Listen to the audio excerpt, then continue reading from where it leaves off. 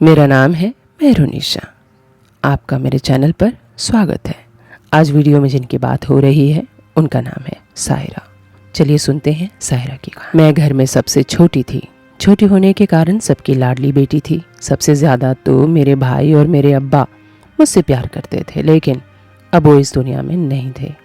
1 साल पहले ही उन दोनों की मौत हो गई। पता नहीं कैसे। मेरी माँ और मैं अब अकेले ही रहते हैं। अब्बा की ज़िंदगी रहते तो अम्मी ने मुझे कभी इतना प्यार नहीं दिया था, लेकिन जब से मैं 18 की हुई हूँ वो मेरे चेहरे का, बालों का और यहाँ तक कि मेरे दांतों का बड़ा ख्याल रखती हैं। मुझे अच्छा लगता है, लेकिन कभी कभी परेशान हो जाती हूँ उनकी इस आदत से। जब मैं झुंझला जाती हूँ तो वो कहती हैं, बेटा हम लोग गरीब लोग हैं, हमारे पास पैसा नहीं है दान दहेज देने के लिए, और अब ना ही तुम्हारे अब्बा और भाई हैं कमा के लाने वाले, तो तुम्हारा चेहरा मोहरा ही देखकर कोई निकाह कर सकता है, इसीलिए इसका ख्याल रखना ज़्यादा ज़रूरी है। अम्मी की ये बात सुनकर मैं मायूस हो जाती। एक रात मुझे अब्बा और भाई की बहुत याद आ रही थी। मैं उनकी याद में अपने कमरे में पड़ी पड़ी रो रही थी। तभी अचानक मेरे पेट में दर्द होने लगा और बहुत ही ज़्यादा घुटन महसूस होने लगी। तो मैं कुछ देर टहलने के लिए अपने छत के ऊपर चली गई, बिना अम्मी को बताए। मेरी अम्मी रात को 9 बजे तक सो जाया करती थी। हम टाइम से ही सोते थे और टाइम से ही उठते थे। उस रात मुझे घुटन महसूस हुई तो मैं छत पर टहलने चली गई। जब मैं छत पर पहुंची तो टहलने लगी। मैं अपने अब्बा और भाई को याद कर रही थी।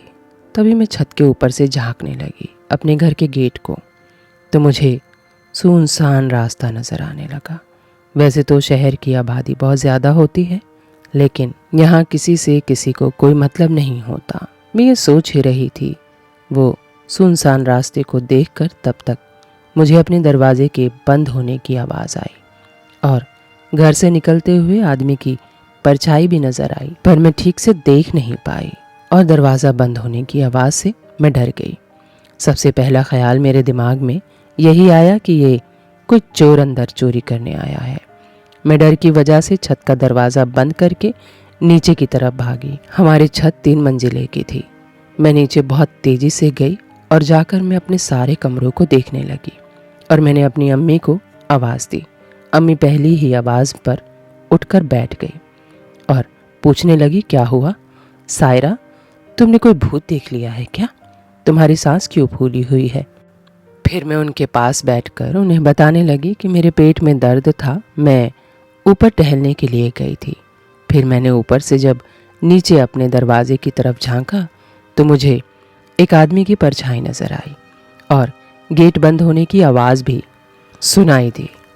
अम्मी ने कहा कि परेशान मत हो, वो तेरे मरहूम अब्बा होंगे, क्योंकि जो लोग इस दुनिया से चले जाते हैं उनकी रूह अपने घर घूमने आती है और रात में अक्सर आती ही रहती है।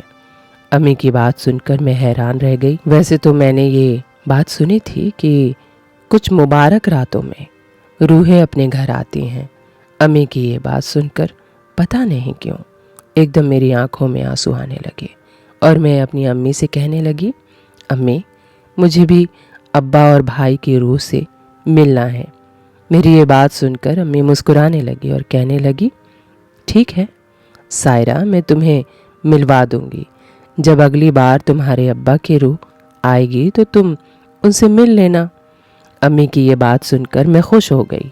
अब मुझे पता चल चुका था कि जो हमारे घर से गया था वो कोई और नहीं अब्बा की रूह थी। फिर अचानक मेरे दिल में ख्याल आया, अगर वह अब्बा की रूह थी तो वह दरवाजे से क्यों गई? उन्हें तो गायब हो जाना चाहिए था। रूहें तो कहीं से भी आ जा सकती हैं। इस सवाल ने मुझे थोड़ा परेशान कर दिया था, लेकिन फिर मैंने सोचा कि इस सवाल का जवाब मैं अम्मी से ले लूँगी। मैं तो वैसे भी खुशी से झूम रही थी कि मुझे अब्बा और भाई से मिलने का मौका मिलेगा और खुदा से दुआ कर रही थी कि खुदा मुझे जल्दी से अपने अब्बा और भाई की रूह से मिलवा दो। मैं उनसे बात करना चाहती हूँ। और यही सोचते सोचते खुशी के मारे मैं कब सो गई मुझे पता ही नहीं चला। अगले दिन मैं उठी और मैंने अपने लिए और अम्मी के लिए खाना बनाया और खाना खाते हुए अम्मी से सवाल करने लगी कि अम्मी ये रूहें कहाँ रहती हैं? अम्मी बताने लगी कि ये रूहें कब्रिस्तान में रहती हैं और मिलने के बाद कब्रिस्तान ही वापस चली जाती हैं। मैं उनकी बातें खुशी से और बड़े ध्यान से सुन रही थी। फिर अम्मी ने कहा, मुझे बाज़ार से थोड़ा सामान ला कर दो। उन्होंने मुझे सामान की लिस्ट बना कर दी और पैसे भी दिए और कहा, जाओ जाकर लेकर आओ। फिर जब मैं सामान लेकर वापस आ रही थी तो मेरी नज़र अपने एक दोस्त पर पड़ी। उसे देखते ही मेरी आंखें नम हो गईं, क्योंकि नफीसा मेरी बहुत अच्छी दोस्त थी। 1 साल पहले ही वो यहाँ से दूसरे शहर में चली गई थी। उससे मेरा कोई मिलना जुलना नहीं होता था। मैं उसे देखकर वहीं खड़ी की खड़ी रह गई, क्योंकि मैं उसे पूरे 1 साल बाद देख रही थी। फिर मैं भागकर उसके गले लग गई। वो भी कहने लगी, मैं तुम्हें ही ढूंढ रही थी, और कहने लगी, तुम कैसी हो, चलो मेरे घर चलो सायरा। उसके ज़्यादा कहने के बाद मैं उसके साथ उसके घर चली गई और हमने जाकर बातें शुरू कर दी। मैंने उसे अपने अब्बा और भाई के मरने के बारे में बताया। ये सुनकर वो कहने लगी, तुम्हें मैं एक बात कहूँ, मेरा यकीन करोगी? मैंने कहा, हाँ क्यों नहीं, तुम तो मेरी सबसे अच्छी फ्रेंड हो, मैं तुम्हारा यकीन क्यों नहीं करूँगी। फिर वो बताने लगी, तुम्हारे अब्बा और भाई की कोई एक्सीडेंट में मौत नहीं हुई, उन्हें मारा गया। और मेरे अब्बा भी ये बात जानते हैं। जब उस दिन हम शहर छोड़कर जा रहे थे, हमने वह सब अपनी आंखों से होते हुए देखा था। वे कोई औरत थी जो तुम्हारे भाई और अब्बा को मार रही थी। मेरे अब्बा तो उस औरत के पीछे भी भागे थे, लेकिन उस औरत ने अपना चेहरा नकाब से ढका हुआ था। इतने में पुलिस आ गई और वह औरत भी हाथ नहीं आ सकी।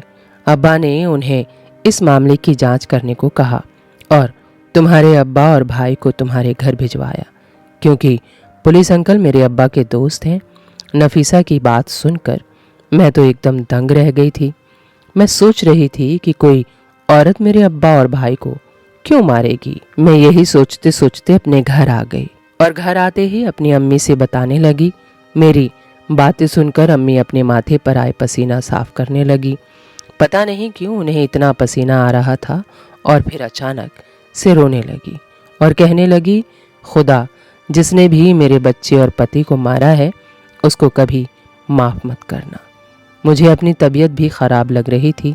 मैंने दवाई ली और जल्दी से सो गई। जब सुबह उठी तो अम्मी ने कहा कि बेटा अंडे और दूध ख़त्म हो गए हैं, जाओ जाकर ले आओ। मैं जब जा रही थी तो मुझे मेरी दूसरी फ्रेंड रिमशा मिल गई। पता नहीं क्यों वो मुझे अजीब ही नज़रों से घूर घूर कर देख रही थी। मैं उसके पास गई और उससे पूछने लगी कि क्या हुआ है तुम्हें, तुम मुझे इस तरह क्यों देख रही हो। फिर वो मुझसे छूटते ही कहने लगी, तुम्हारे घर कौन आता जाता है।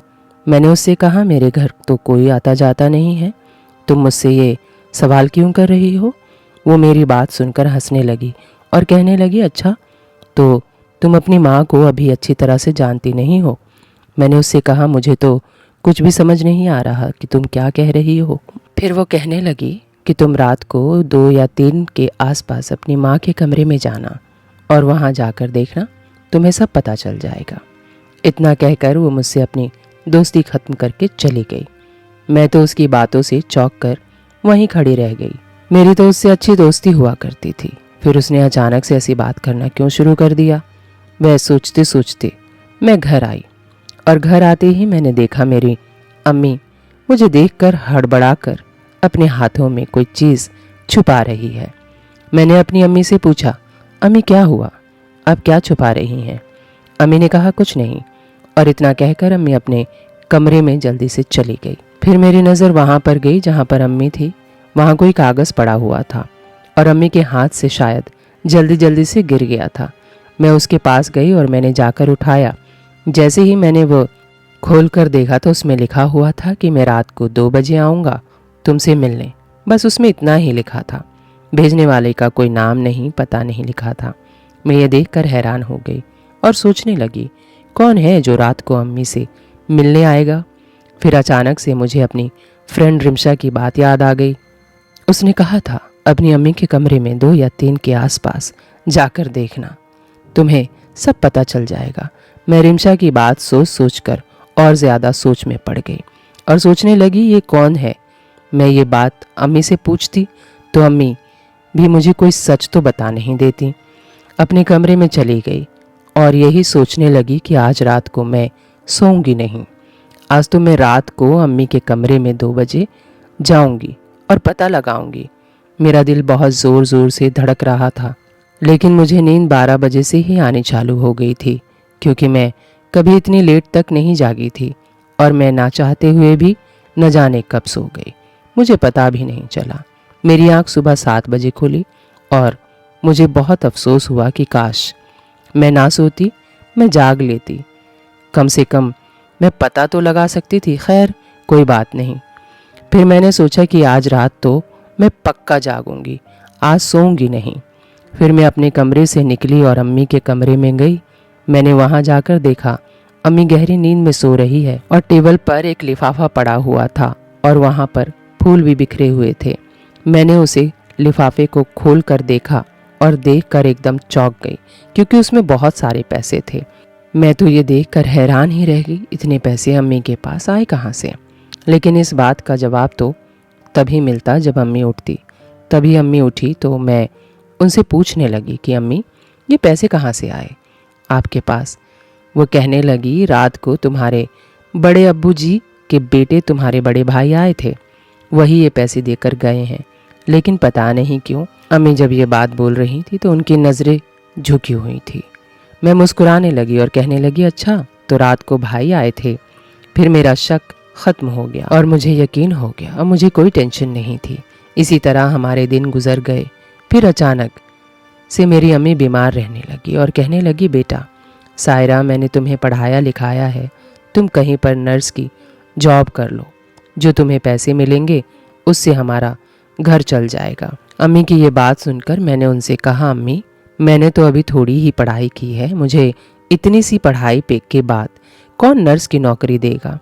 मेरी बात सुनकर अम्मी कहने लगी, बेटा तू फिक्र ना कर, यहाँ पर जो अस्पताल खुल रहा है नया, उसमें मेरी एक दोस्त आ रही है, मैं उससे सिफारिश लगवा कर तुझे नौकरी दिलवा दूंगी। अम्मी की बात सुनकर मैंने हाँ में सर हिला दिया। वैसे भी मैं घर पर पड़ी पड़ी बोर होती रहती थी, तो मेरा टाइम भी कट जाता और हमारा घर खर्च भी निकल जाता। देखते ही देखते 3 महीने बीत गए और वो अस्पताल भी खुल गया। वह अस्पताल काफ़ी बड़ा था और अम्मी की सिफारिश से मुझे नौकरी भी मिल गई। आज मेरा जाने का पहला दिन था और मैं बहुत खुश थी, क्योंकि मैं अपने घर के पास वाले अस्पताल में ही नर्स की नौकरी के लिए सिलेक्ट हो चुकी थी। इसके पीछे मेरी अम्मी का ही हाथ था, नहीं तो मैं कहाँ नर्स बनने के लायक थी। मैं अच्छे से तैयार हुई और मैंने ब्लैक कलर का सूट डाला और तैयार होकर जाने लगी और अम्मी से मिलने लगी। मेरी अम्मी बिस्तर पर लेटी हुई थी, उनके बस का चलना फिरना नहीं था, वे ज़्यादा ही बीमार रहने लगी थी और उनके इलाज के लायक हमारे पास पैसे नहीं थे कि हम उनका इलाज करा सकें। मैंने तो बहुत जगह जाकर कई अस्पतालों में बात भी की थी, डॉक्टरों के आगे भीख भी मांगी थी कि मेरी माँ का इलाज कर दो, मैं तुम्हें सारा पैसा लौटा दूंगी। लेकिन किसी भी डॉक्टर ने मेरी मदद नहीं की। उन्हें तो हर हाल में फीस और इलाज के पैसे पहले चाहिए थे। उनका मकसद गरीब लोगों की मदद करना नहीं था, बस उनको तो किसी भी हाल में पैसा चाहिए था। पर जो भी हो, मैं अस्पताल आ गई, लेकिन मुझे ऐसे लोगों से शुरू से ही नफरत थी और सोच रही थी जो भी मुझे पैसे मिलेंगे उससे मैं अपनी अम्मी का अच्छे से इलाज करवाऊंगी, क्योंकि मैं उनको अच्छी और सेहतमंद देखना चाहती थी। मैं हॉस्पिटल पहुंची और अम्मी के दोस्त के पास पहुंच गई। उन्होंने मेरी बात एक लेडी डॉक्टर शहनाज से करा दी थी, क्योंकि मुझे डॉक्टर शहनाज के साथ ही रहना था। डॉक्टर शहनाज बहुत खड़ूस और मुझसे उम्र में बड़ी थी। वह मुझे बिल्कुल भी अच्छी नहीं लगती थी, लेकिन कुछ भी हो मुझे उनके साथ ही रहना था। आज के ही दिन हॉस्पिटल खुला था तो और भी नर्स आई थी। कुल मिलाकर हम 12 नर्स हो गई थी। हम मिलकर यहाँ सब काम करने लगे। मैं नवसिखिया थी तो मुझे बहुत ही कम पैसे देने को कहा। 2000 ही मिलते थे। अब मुझे यहाँ काम करते करते 2 महीने हो चुके थे, लेकिन अभी तक इन लोगों ने मेरी तनख्वाह नहीं बढ़ाई थी। मुझे गुस्सा भी आने लगा था। इन पैसों में तो सिर्फ बिजली का बिल और दूध का बिल ही हो पाता था। इतने कम पैसों में हमारा गुजारा नहीं हो रहा था। मैं अपनी अम्मी का इलाज कैसे कराती? अम्मी को बीपी और शुगर और हार्ट की बीमारी थी, मगर हमारे पास पैसे ना होने की वजह से उनका इलाज नहीं हो पा रहा था। तो अब इसीलिए उनकी और ज़्यादा तबीयत ख़राब रहने लगी। और यह अस्पताल नया खुला था, तो यहाँ मरीज़ भी कम आते थे। यहाँ एक मेल डॉक्टर भी बैठा करते थे। मेरी ड्यूटी का टाइम सुबह 10 बजे से शाम 7 बजे तक था और मुझे उसमें ब्रेक भी मिलता था 1 घंटे का, और उस टाइम मेरा ब्रेक का टाइम हो रहा था। मैंने अपनी 2 फ्रेंड भी बना ली थी। एक का नाम सोनिया था और एक का नाम महक था। हम तीनों कैंटीन में बैठे हुए थे।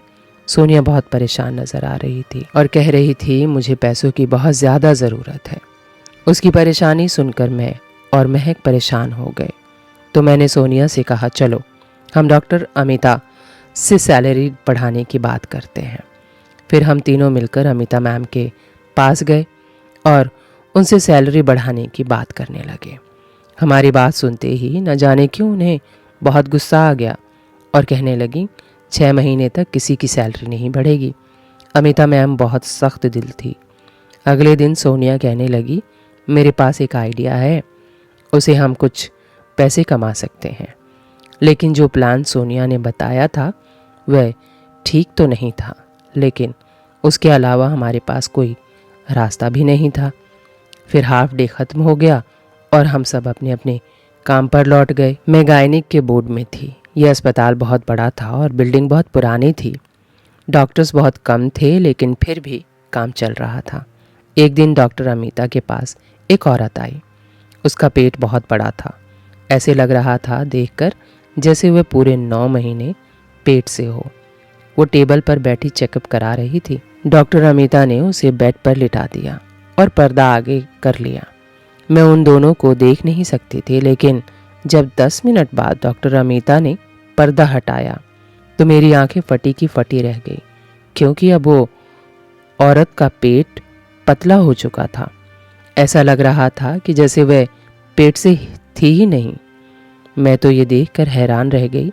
उसे कोई बच्चा तो हुआ नहीं था, फिर भी उसका पेट इतना अंदर कैसे हो गया। फिर वे दोनों बाहर चली गईं। मैं उस बेड के आसपास गई, चारों तरफ अच्छे से देखा, लेकिन वहाँ कुछ नहीं मिला जिससे ये साबित हो सके कि उसने कोई बच्चे को जन्म दिया है। आखिर ये कैसा राज था जो मैं समझ ही नहीं पा रही थी। मैं उसी उधेड़ बुन में थी, तभी सोनिया और महक आए। बोले, आज हम चुपके से पूरे हॉस्पिटल में फैल जाएंगे और तुम सायरा डॉक्टर रहमान के कमरे में जाना और उनके ड्रॉर से दवाइयों की डब्बी निकाल लाना। मैं डॉक्टर के कमरे में गई। वह अपने कमरे में नहीं थे। बिना आवाज़ किए उनका ड्रॉ खोला और दवाइयों का डब्बा उठा लिया और चुपके से निकल गई। और वह डिब्बा हमने सोनिया को दे दिया और सोनिया ने कहा, मैं यह डिब्बा अपने अंकल को दे दूंगी। मेरे अंकल का मेडिकल स्टोर है और उसके बदले उनसे पैसे ले लूँगी और उन पैसों को आधा आधा बांट लेंगे। ये सुनकर मैं तो बहुत खुश हो गई थी। अब कल का इंतज़ार था। शाम को जब मैं घर पहुंची तो मेरी अम्मी ने अपने रूम का दरवाज़ा बंद किया हुआ था। मैंने दरवाज़ा खटखटाया तो अम्मी के रूम से किसी लड़की के रोने की आवाज़ आ रही थी। मैं परेशान हो उठी और अम्मी को आवाज़ देने लगी। फिर अम्मी ने दरवाज़ा खोला तो मैं अंदर घुस गई। मुझे तो वहाँ कोई लड़की दिखाई नहीं दी। मैंने हैरत से अम्मी से पूछा कि मुझे अभी किसी लड़की की रोने की आवाज़ आ रही थी। वो लड़की कौन थी? ये सुनकर अम्मी कहने लगी, ये एक मरी हुई लड़की की रूह थी जो भी भटक कर यहाँ आ गई थी। अब वह वापस चली गई है। अम्मी की बात सुनकर मैं एक बार फिर परेशान हो उठी। फिर मैं अम्मी से पूछने लगी, अम्मी अब अब्बा की रूह क्यों नहीं आती? मैं तो उनका कब से इंतज़ार कर रही हूँ और उनसे मिलना भी चाहती हूँ। अम्मी कहने लगी, बेटा साहिरा, तुम्हारे अब्बा की रूह जिस टाइम आती है तुम उस टाइम सोई होती हो। अब की बार वो आएंगे तो मैं तुम्हें उठा दूंगी। अम्मी हर बार ऐसे ही कहा करती थी। इस बार भी मैंने उनकी बात मान ली। फिर मैं अगले दिन हॉस्पिटल गई। तब देखा शहनाज मैम के कमरे में एक लड़की जा रही थी। उस लड़की को देखकर ऐसा लग रहा था कि जैसे वह लड़की 8 महीने गर्भवती हो, लेकिन जब वो लड़की कमरे से निकली तो उसका पेट बढ़ा हुआ नहीं था। मेरा तो दिमाग ही घूम गया। मुझे तो उस हॉस्पिटल में सब कुछ अजीब ही लगता था। जहाँ देखो बहुत अजीब हो रहा होता था। कभी कहीं से चीखने की आवाज़ आ रही होती थी तो कहीं से कुछ हो रहा होता था। जब मैंने ये बात सोनिया और महक को बताई तो वे दोनों कहने लगीं कि हमने भी ऐसे कई बार होते हुए देखा है, पर हमें इन सब से कुछ लेना देना नहीं था। हमें तो सिर्फ अपने काम और पैसों का मतलब था। 1 महीने हो चुका था। हम दवाइयाँ चोरी करके सोनिया को दिया करते थे। वह दवाइयाँ अपने अंकल को बेचकर और हम दोनों को पैसे दे दिया करती थी। ऐसा करते करते हमारे पास काफ़ी पैसा जमा हो चुके थे और अस्पताल वालों को पता भी नहीं चला था कि अस्पताल से दवाइयाँ भी गायब हो रही हैं। इन पैसों के बारे में मैंने अपनी अम्मी को नहीं बताया था अभी तक, और मैंने अम्मी का इलाज भी शुरू करा दिया था। ऐसे ही दिन गुजर रहे थे और आज रात मैं सोना नहीं चाहती थी और मैं सोई नहीं, इंतज़ार कर रही थी। आज मैंने फैसला कर लिया था कि रात के 2 बजे मैं अब्बा की रूह से मिलूंगी, और इंतज़ार करते करते रात के 2 बज गए थे और मैं चुपके से अम्मी के कमरे में चली गई। आज उनके कमरे का दरवाज़ा लॉक नहीं था और उनके साथ एक आदमी बैठा हुआ था। उस आदमी को देखते ही मैं समझ गई कि पक्का अब्बा की रूह होगी, और मैंने उनसे तेज़ आवाज़ में कहा, अब्बा। मेरी आवाज़ सुनकर अम्मी न जाने क्यों डर गई। उन्होंने तुरंत ही अब्बा को चादर उड़ा दी। उनका चेहरा नज़र नहीं आ रहा था। मैंने उनसे पूछा कि अम्मी, आपने ऐसा क्यों किया? अम्मी ने कहा, सायरा, तुम अपने कमरे में जाओ। तुम्हारे अब्बा की रूह सिर्फ एक वक्त पर एक ही इंसान से बात कर सकती है। अगर तुमने उन्हें देख लिया तो वे फिर कभी नहीं आएंगे। अम्मी की ये बात सुनकर मैं डर गई और फौरन उनके कमरे से बाहर आ गई, क्योंकि मैं अपने अब्बा से एक बार मिलना चाहती थी। शायद उनके लिए अभी मुझे और इंतज़ार करना था। एक बार फिर मैं अपने अब्बा से ना मिल सकी। अपने अब्बा से पूछना चाहती थी कि उनको और भाई को किस औरत ने मारा था। ये सोचते सोचते सुबह हो गई और मैं तैयार होकर हॉस्पिटल के लिए चली गई, और सुबह जाते ही मैंने पहले दवाइयों का डब्बा चुराया और सोनिया को दे दिया। फिर मैं डॉक्टर कुमार के कमरे में गई। वे उम्र में मेरी अम्मी के बराबर थे। उनके कमरे में उस वक़्त वो नहीं थे। मैं वहाँ भी दवाइयों का बॉक्स खोलने लगी। उसी वक्त मुझे किसी के कदमों की आवाज़ आने लगी। ऐसे लग रहा था जैसे कोई कमरे की तरफ आ रहा है। मैं जल्दी से टेबल के नीचे छुप गई। उस कमरे में 2 बड़े बड़े टेबल पड़े हुए थे। फिर डॉक्टर कुमार कमरे में आए और कुर्सी पर बैठ गए।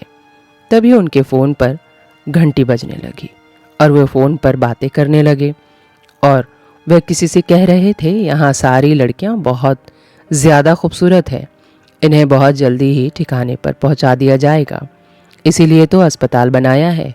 ये कहकर उसने फ़ोन बंद कर दिया। मैं तो डर से कांपने लगी। ये अस्पताल नहीं, गलत कामों का अड्डा था। मुझे तो कुछ दाल में काला लग रहा था और अब इस राज से पर्दा उठ चुका था। पर जो भी हो, मैंने जो दवाइयों का डब्बा उठाया था, खोल कर देखा तो मेरे होश उड़ गए। उस डब्बे में एक फ़ोटो फ्रेम था। उस फोटो में डॉक्टर कुमार और मेरी अम्मी की फ़ोटो थी। ये देखकर तो मैं बुत बने बैठी रह गई। सोचने लगी कि इतनी बुरी सोच वाले डॉक्टर से मेरी अम्मी का क्या रिश्ता हो सकता है। मैं सोच ही रही थी कि उतने में डॉक्टर कुमार उठकर अपने कमरे से चले गए। जैसे ही वो गए तो मैं बाहर निकली, पर मेरी हालत ऐसी थी, अगर काटो तो खून ना। इधर उधर देखे बिना ही मैं हॉस्पिटल से निकल गई। अभी दोपहर ही हो रही थी। मैं जा ही रही थी कि मुझे रास्ते में मेरी बुआ मिल गई और उन्होंने मुझे रास्ते में रोक लिया और मेरा हाल पूछने लगी। मैंने उनका हाल पूछा तो वो कहने लगी, मैं बहुत जल्दी मरने वाली हूँ, मैंने बहुत से गुनाह किए हैं। वो मुझसे गले लगाकर रोने लगी और मुझे अपने घर ले गई। फिर उन्होंने मुझे अपनी और अम्मी की सच्चाई बताना शुरू की। मैं अम्मी की सगी बेटी नहीं थी। मेरी अम्मी बुरे काम किया करती थी और उनके गैर मर्दों के साथ नाजायज रिश्ते थे। वो यही सब करती थी। और उस दिन जो मैंने पैसे टेबल पर देखे थे वो पैसे उन्हीं आदमी ने ही दिए थे जिसे उन्होंने बुलाया था। उनका दोस्त डॉक्टर कुमार नकली डॉक्टर बनकर रहते थे। अस्पताल में आई हुई औरतों और लड़कियों पर नज़र रखते थे और डॉक्टर शहनाज और अम्मी ने मिलकर प्लान बनाया कि खूबसूरत लड़की को बेचा जाएगा, उसके बाद वो अमीर होकर दूसरे देश चले जाएंगे। उन्होंने खुद भी मुझे और भाई को अस्पताल से चोरी किया था क्योंकि वो मां नहीं बन सकती थी। वह मुझसे प्यार नहीं करती थी, वो सिर्फ मेरे चेहरे और मेरे बदन का ख्याल रखती थी कि वो मुझे अच्छे और ऊंचे दामों में बेच सके। बस अब्बा अच्छे थे। अब्बा ने हमें बड़े ही प्यार से पाला था। अम्मी ने हमारे साथ बहुत गलत किया था, हमें हमारे असली माँ बाप से अलग कर दिया था। जब मेरे अब्बा को अम्मी के गलत इरादों का पता चला तो उन्होंने गलत काम करने के लिए रोका था। इसीलिए मेरी अम्मी ने मेरे अब्बा और मेरे भाई को मार दिया था। डॉक्टर शहनाज असली डॉक्टर थी, लेकिन वह पैसों के लिए गलत काम किया करती थी। कुछ सालों तक मेरी बुआ भी इन लोगों के साथ मिलकर हॉस्पिटल से बच्चा चुराती थी, लेकिन बुआ ने ये बहुत पहले ही बंद कर दिया था। मैं बुआ की पूरी बात सुनने के बाद बुआ से बोली कि बुआ, आप मेरे साथ पुलिस स्टेशन चलो। मेरे पास बहुत से ऐसे सबूत हैं उन सब के खिलाफ। हम पुलिस स्टेशन गए। बुआ ने भी अपने गुनाह कबूल किए। मेरे पास भी काफ़ी पुख्ता सबूत थे। हमने सारे सबूत पुलिस को दे दिए। फिर पुलिस ने मेरी बुआ को जाने दिया क्योंकि वो बहुत पहले ये सब छोड़ चुकी थी और अब पुलिस की मदद भी कर रही थी। इसीलिए बुआ पर कोई चार्ज नहीं लगाया गया। पुलिस ने हमारी सारी बात सुनी और तुरंत एक्शन ले लिया। इस वजह से हम सब बच गए थे। अगले दिन जब मैं अपने घर गई तो घर पहुंचते ही अम्मी मुझसे पूछने लगी, कहाँ थी तुम, कहाँ थी कल से? मैं कितना परेशान हो रही थी तुम्हें पता है? मैं उनकी झूठी फिक्रमंदी पर हैरान होकर उनकी तरफ देख रही थी। उनके चेहरे पर बिल्कुल भी परेशानी नहीं थी। और फिर मैंने उनसे कहा, मैं आपको आपकी असली जगह लेकर जाऊंगी, आप बेफिक्र हो जाएं, आपका खेल खत्म। ये सुनकर अम्मी दंग रह गईं। घबरा कर कहने लगी, क्या मतलब है सायरा तेरा? तू क्या बोल रही है और क्या बकवास कर रही है? इतने में ही पुलिस घर में आ गई और उन्होंने अम्मा को गिरफ्तार करके ले गई। वो तो भला हो बुआ का जो मुझे रास्ते में मिल गई। उनका दिमाग इन मामलों में बहुत तेज चलता था। मुझे बुआ अपने साथ अपने घर लेकर चली गई और मेरी अम्मी की सारी सच्चाई बताई। अब मैं बुआ के साथ ही रहती हूँ और उनका ख्याल भी रखती हूँ। उम्मीद है मेरी ये वीडियो आपको अच्छी लगी होगी। चलते चलते 2 लाइन कह देती हूँ। कोई किसी को सिखा नहीं सकता है, जब खुद में इच्छा जागती है तभी कोई सीख पाता है। शायरी वीडियो अच्छी लगी हो तो चैनल को सब्सक्राइब कीजिएगा, लाइक कीजिएगा और हाँ, बेल आइकन को दबाना ना भूलिएगा। Thank you for watching.